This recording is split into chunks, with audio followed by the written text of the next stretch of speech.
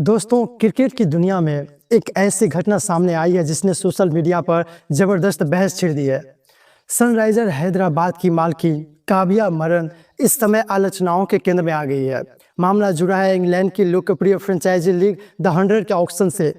इस ऑक्शन में Sunriser Leeds ने पाकिस्तान के मिस्री स्पिनर अबरार अहमद को लगभग 2 करोड़ 34 लाख रुपए में अपनी टीम में शामिल कर लिया है। पाकिस्तानी मुद्रा में ये रकम 7 करोड़ रुपए की आड़ से भी बताई जा रही है। इस फैसले ने कई लोगों को हैरान कर दिया है, क्योंकि ऑक्शन से पहले लगातार ये चर्चा चल रही थी कि आईपीएल मालिकों की टीम शायद किसी भी पाकिस्तानी खिलाड़ी को नहीं खरीदेगी। लेकिन सबको चौंकाते हुए सनराइजर्स ने इस धारणा को तोड़ दिया। यहीं से विवाद शुरू हुआ। कई भारतीय क्रिकेट फैंस अब सवाल उठा रहे हैं कि क्या काव्या मरन को अब्राहम अहमद से जुड़े पिछले विवादों से जानकारी नहीं थी। फैंस को एशिया कप के बाद वो घटना याद दिलाई जा रही है जिसने मोहसिन नकलर को बड़ा विवाद हुआ था। उस समय कहा गया था कि भारतीय टीम ने ट्रॉफी लेने से इनकार कर दिया क्योंकि वो ट्रॉफी नहीं लेना चाहते थे। इसके बाद सोशल मीडिया पर अब्राहम अहमद के कुछ पोस्ट भी भारतीय फैंस के गुस्सों का कारण बने। आरोप लगाया गया कि उन्होंने चाय का कप लेकर एक तस्वीर पोस्ट की थी जिसे भारत पर तंज पाना गया। कुछ लोगों को यह भी दावा है कि मैदान पर भी उन्होंने भारतीय खिलाड़ियों के खिलाफ इशारों में जश्न मनाया था। इतना ही नहीं, कुछ सोशल मीडिया यूजर्स का यह भी आरोप है कि पहलगाम हमले के बाद उन्होंने भारतीय सेना को लेकर भी विवादित टिप्पणी की थी। इन सभी आरोपों के बाद अब सवाल उठ रहा है कि ऐसे खिलाड़ियों को टीम में क्यों शामिल किया गया।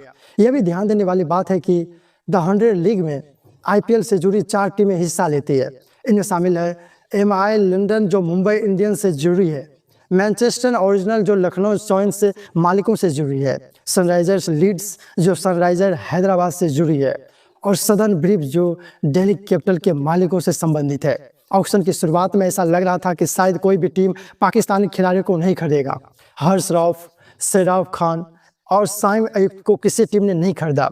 एक और पाकिस्तानी स्पिनर उस्मान तारिक को जरूर टीम में ली, लेकिन उन्हें बर्मिंघम फिंच ने खरीदा जहां कोई भारतीय मालिक नहीं है। लेकिन असली चौंकाने वाला पल तब आया जब अब्राहम अहमद का नाम नीलामी में आया। बताया जा रहा है कि ट्रेंट टॉकेट्स और सनराइजर्स के बीच जबरदस्त बोली युद्ध शुरू हुई। आखिरकार सनराइजर्स ने करीब 2.5 करोड़ रुपए में अब्राहम अहमद को खरीद लिया। उस समय ऑक्शन टेबल पर बैठे काव्या मरन को देखकर कई लोगों को लग रहा था कि वो अब्रार को खरीदने का फैसला करके ही बैठी है। इसके कुछ ही समय बाद सनराइजर्स ने अपने सोशल मीडिया पर अब्रार अहमद की टीम जैसी में तस्वीर पोस्ट कर दी और यहीं से सोशल मीडिया पर जबरदस्त प्रतिक्रिया शुरू हो गई। कई भारतीय फैंस इस फैसले से नाराज हो गए और उनका कहना है कि जब ऑक्शन में इतने सारे अंतर्राष्ट्रीय खिलाड़ी मौजूद थे तो वो पाकिस्तानी स्पिनर को ही क्यों चुना गया। जहां बाकी 3 भारतीय मालिकों वाली टीम ने पाकिस्तानी खिलाड़ियों से दूरी बनाई रखी, वही सनराइजर्स ने ऐसा फैसला क्यों लिया।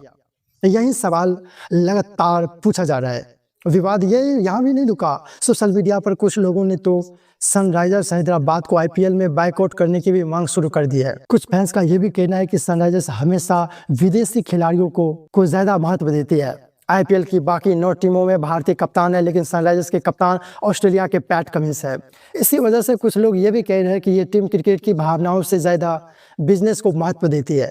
कई लोग मुश्ताफिज रहमान का उदाहरण भी दे रहे हैं। उन्हें कोलकाता नाइट राइडर्स ने आईपीएल ऑक्शन में खरीदा था, लेकिन बाद में छोड़ना पड़ा था।